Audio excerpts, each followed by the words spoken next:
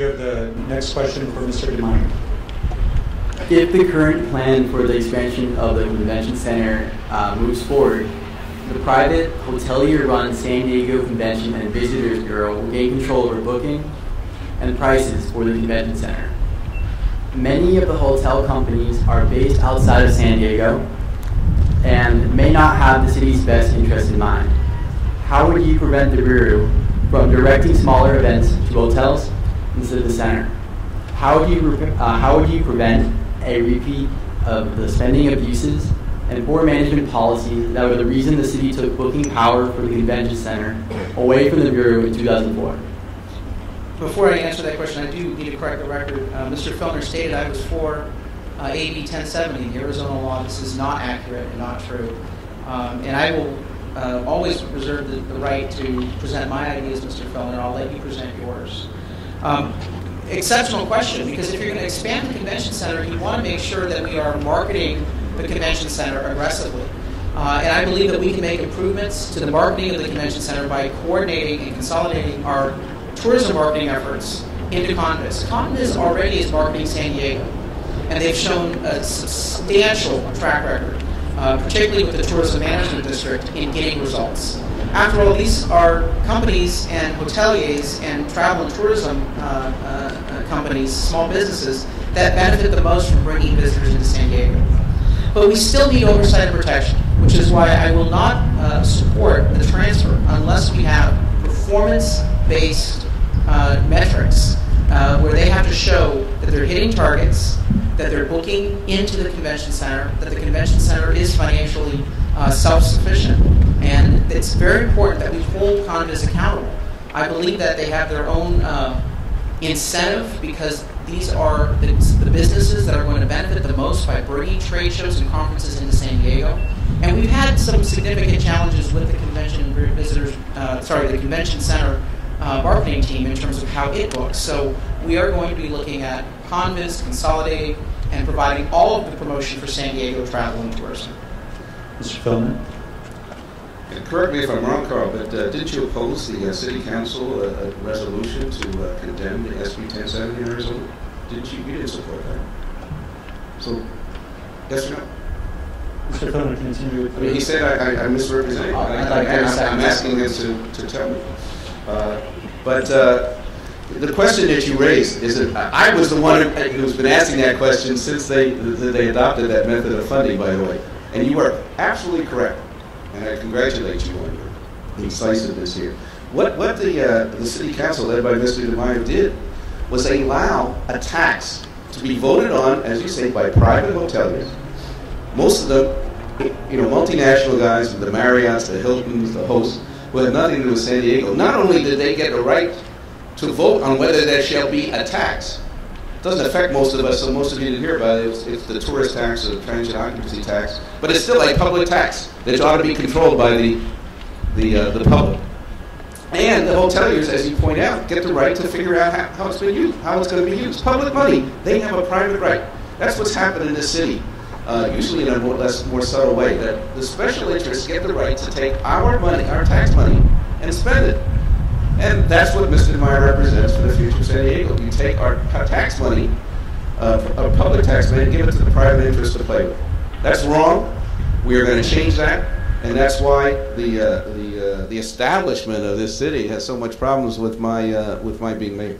Steve, I'd like to respond. Mr. Covison, question for follow-up question. Follow-up for DeMaio. If that shift of responsibility does happen and we find we don't like what's happening with the management, what can you do from that point? Can you take the powers back to the city, or any details on that? Absolutely. Again, I'm a businessman. You structure contracts with accountability measures, and if we're not seeing the results, then we find a better provider, and it could be very well that we move it back to the convention center. But remember, the convention center is looking at one slice of promoting San Diego, whereas Convis is looking at the entire package and able to integrate their existing investments and their discussions on sales, because it's not just a marketing entity. This is a group that goes out and actually does real point-to-point sales to bring groups in. And so there's a lot of times when they can book right into the convention center. Right now we have two different groups. They're not working well together.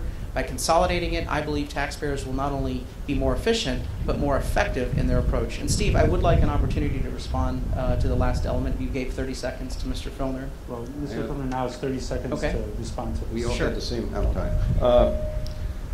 Let me also point out, and that was not covered in answer to your question, that the biggest single difference here in the financing is not only who got it, but whether there should be a public vote. In fact, that's going to be tested in the courts right now, whether you can take a tax, which is a public concept, without and have private people put it on. But in every case, I will have a public vote if there's a tax. I will not allow these private interests to just vote on it and decide how we as taxpayers are going to be taxed. So we'll move on to the next question, Mr. Covington, for Mr. Filner. Well, it's for both, essentially. Back when Mayor Sanders presented a budget, a 5-year budget outlook that showed 5 years of surpluses, I believe, adding up to a cumulative total of $119 million. I don't recall your reaction, Mr. Filner, but Mr. DeMaio recalled that your impression was it was a fraud that concealed $50 million deficit in the first year, up to $300 million cumulative. The mayor called you a candidate of doom and gloom. The question to both of you is, will your first budget of mayor show evidence that gloom and doom is warranted? Well, the mayor called in, the candidate of doom and gloom. I am the candidate of economic boom and neighborhood bloom. So I just want you to know. The mayor gave us the mayor in the last 7 years has given us the ability, when one of us is elected mayor, to really move the city forward, because we have, on the one hand, a bond rating that's reasonable. That is, we have the ability to borrow as a city, which we did not have, and we have a balanced budget. So we can now move forward.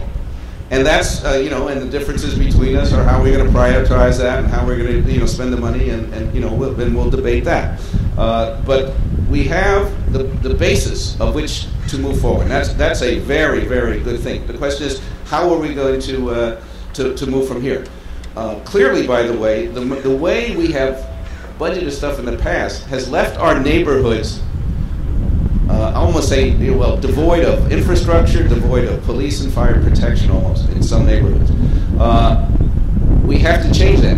CCDC, the Center City Development Corporation, has been abolished. You know what they did in their last years? They had a couple $100 million per year, taxpayer money, going to private investors, and they had a public subsidy. They didn't need that public subsidy at this point of downtown redevelopment.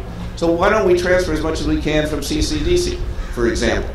Why would we give a billionaire owner of a sports team $1 billion in public funds to have a stadium?